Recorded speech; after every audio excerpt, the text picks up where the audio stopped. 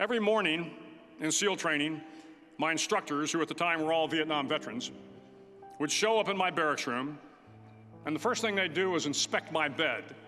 If you did it right, the corners would be square, the covers would be pulled tight, the pillow centered just under the headboard, and the extra blanket folded neatly at the foot of the rack. It was a simple task, mundane at best, but every morning we were required to make our bed to perfection. It seemed a little ridiculous at the time, particularly in light of the fact that we were aspiring to be real warriors, tough, battle-hardened SEALs. But the wisdom of this simple act has been proven to me many times over. If you make your bed every morning, you will have accomplished the first task of the day. It will give you a small sense of pride, and it will encourage you to do another task, and another, and another. And by the end of the day, that one task completed will have turned into many tasks completed. Making your bed will also reinforce the fact that the little things in life matter. If you can't do the little things right, you'll never be able to do the big things right. And if by chance you have a miserable day, you will come home to a bed that is made, that you made. And a made bed gives you encouragement that tomorrow will be better. So if you want to change the world, start off by making your bed. At least twice a week, the trainees were required to run the obstacle course. The obstacle course contained 25 obstacles, including a 10-foot wall, a 30-foot cargo net, a barbed wire crawl, to name a few. But the most challenging obstacle was the slide for life. It had a 3-level, 30-foot tower at one end and a 1-level tower at the other. In between was a 200-foot-long rope. You had to climb the 3-tiered tower, and once at the top, you grabbed the rope, swung underneath the rope, and pulled yourself hand over hand until you got to the other end. The record for the obstacle course had stood for years when my class began in 1977.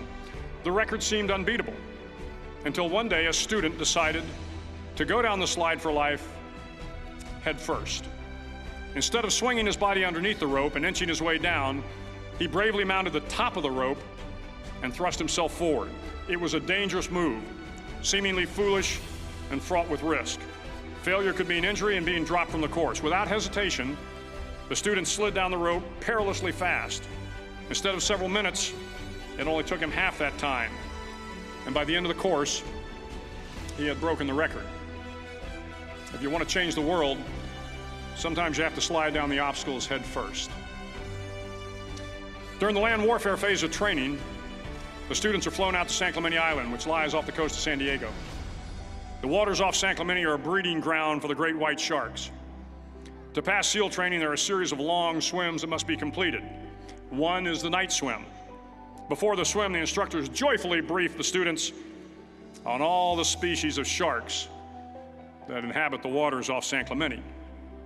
They assure you, however, that no student has ever been eaten by a shark, at least not that they can remember. But you are also taught that if a shark begins to circle your position, stand your ground. Do not swim away. Do not act afraid.